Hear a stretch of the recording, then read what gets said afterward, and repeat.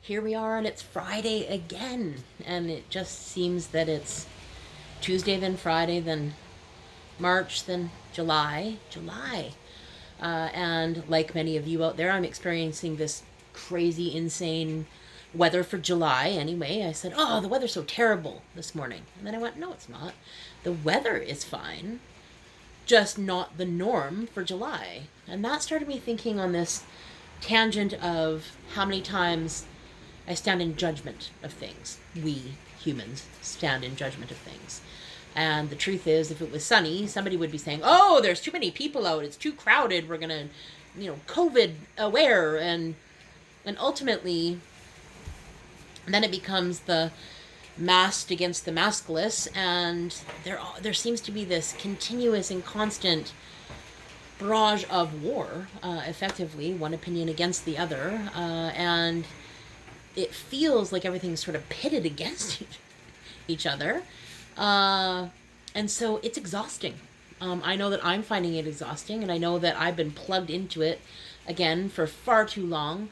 The idea that today I feel like I was dragging my feet a bit. There were some things that I was supposed to do and didn't quite get to. I got to some of the stuff, but not all of the stuff. Was I in resistance? Certainly, I could admit that there's something up because I can feel it and experience it. Haven't quite put my finger on it. But these are the things that I'm sort of mulling over in the moment of, oh man, finding my place between that too much pressure and not enough support. And then that downward spiral of, well, look at that, I'm not good enough, and there I go again, and what a fool I am, and how dare I, and what the heck, and maybe I'll never, and all of the negative, stereotypical stuff that goes around in the head when there's stuff up, instead of the curiosity, the maybe lack of judgment. And I think that's hard for human beings because we're judging machines. We look at something, we draw conclusions of what we see, hear, and feel of whatever's happening. And the things that we see and the way that we see it is informed from every experience that we've ever had. So depending on our age, could be a lot of experiences that are all piled in there, one on top of the other. And things come out sort of sideways sometimes, and we're maybe not entirely sure why that happens. And so today I could feel the anxiety, I could feel a bit of restlessness, I could feel this sort of unsure experience that I was having. And even though there were things that I could have gotten down to business and started reading and writing and watching and listening, I attempted to do that, and I just wasn't in the space for that. I ended up falling asleep. And did I need that 30 minutes of rest? Probably, obviously, because that's what happens. Similar to the weather, right? I keep hearing people say, well, this isn't July weather and it shouldn't be happening, and la la la la la. And there are a ton of things in life that we could get la la la la la about that we don't agree with. Something's not quite right. Did we need to tank the economy? Did we need to stay at home? Is it just on and on and on? There's so much stuff that we're being inundated with on a daily basis, whether we're in front of it all the time or not. There is some of that seeping in at some point, to some degree, to some level. And so remembering that ultimately we do have control over those things, and instead of going from like seeing, feeling, experiencing something to judgment immediately, really try and take that, whoa, okay, so I'm gonna just back up a little bit and take a look at this from a vantage point where I'm not in it. It isn't happening to me. It isn't stuck to my face like, I was explaining yesterday. And ultimately, today is only one moment in time. It is a snippet of something.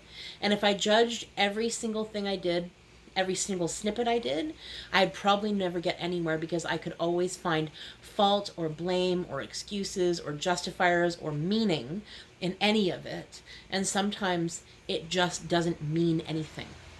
Like, what does it mean that the weather isn't good in the beginning of July? We could make up a lot of stories around why it's not, that it should be, that it's summer, we're used to it being this way, why isn't it that way? I'm in resistance to that. And trust me, I get the resistance of something when it isn't the way that I think it should be. The weather is just one thing. And it's just easy to target the weather, the Mother Nature, the weatherman, whatever, tool we're going to use to blame this other thing on something that they really ultimately have no control over. Well, Mother Nature might. But what if, in her good senses, what if by intuitive design,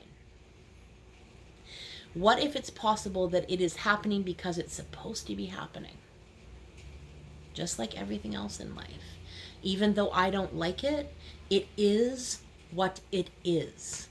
So I want it to be sunny and warm outside, and it currently isn't. I don't want to have to turn my heat on July 1st, 2nd, and 3rd, but I had to because my house was too cold. And so I could be in resistance, I could be angry, I could be in resentment about all of these things, or I could just accept them as facts. Matter of fact, I had to use my heat. It's a lucky thing that here in Canada, we have the ability to turn on and off our heat at the push of a button or the slide of a scale, and that I can afford to pay for those things, that it's readily available when I need them. It's really easy to get caught up in the downtrodden spiral of doom and gloom, because sometimes that dial, the doom dial, is dialed all the way up, and it's really easy to find the fault and the blame and the miserableness and the meh in life.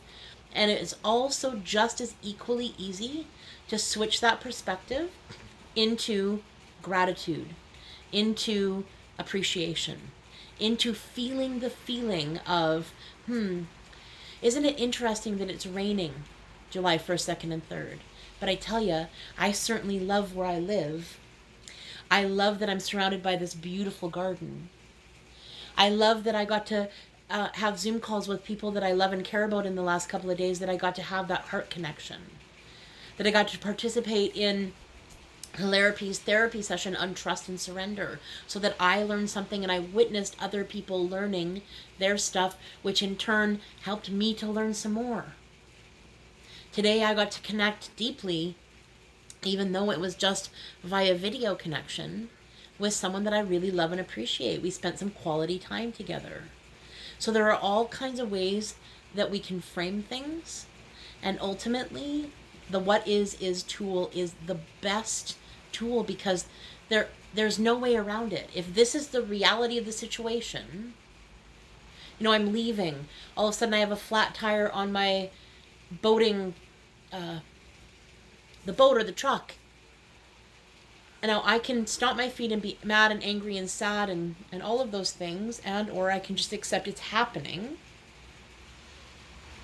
And then, so what? Now what? Does it have to ruin everything?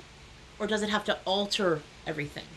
And really looking at that from the point of view of, okay, so obviously plan A is not the go, but what can we do with what we have? What can I do? What will I do? And so I'm standing outside on my patio and I'm listening to the light rhythm of the falling rain. And I'm protected in here, and I'm like completely surrounded by plants and animals and bees and hummingbirds and fairies in my fairy garden. I just, when I take the time to actually feel the blessing and let it land in my heart, it's an easy place to live. And it's also, because habitually it's an easy place to leave, that it's worth the conscious effort of always bringing it back to that place.